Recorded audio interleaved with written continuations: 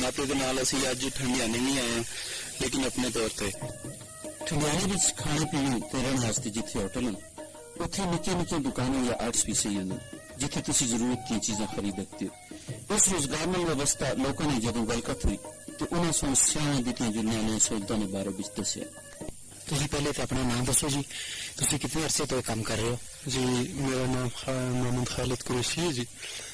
2 سال تو میرے کو ٹورسٹ گیسٹ ہاؤس ہوٹل ہے ٹھنڈیانی تے میں 2 سال تو یہ چلا رہے ہیں جی.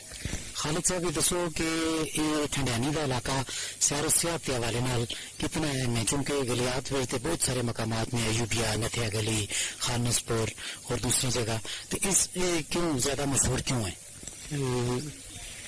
ٹھنڈیانی جناب بہت خوبصورت جگہ ہے، تقریباً پاکستان کی ایک بہت ہی خوبصورت سیرگاہ ہے.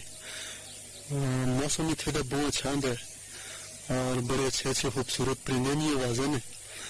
تے دوسرا ہے کہ بہترین روڈ نے اور بہت اچھی جگہ ہے جنہوں لوگوں کو پتہ ہے ٹھنڈیانی کا کہ ٹھنڈیانی ایک اچھی سیرگاہ ہے تو اتنے ضرور آتے ہیں جی.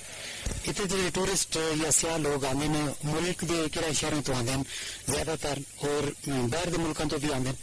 جناب پاکستان پیارے ملک بھی ہوتے تقریباً ہر شہر کے لوگ آتے ہیں.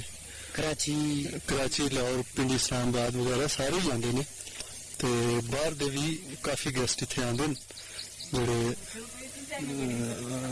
گرمیوں کے سیزن ہی زیادہ آتے ہیں.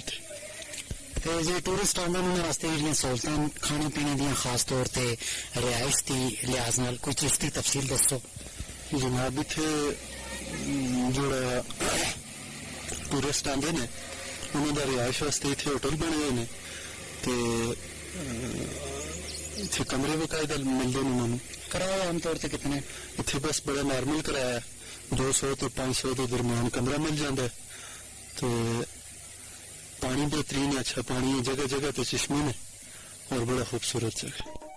اتنے تر پھر کے موسمی پھل کے کوڑوں کی سواری کے ذریعے اتنے کے جوان مقامی طور پر اپنے روزگار ڈھونڈ. اس بارے میں جدو ایک نوجوان نال گپ شپ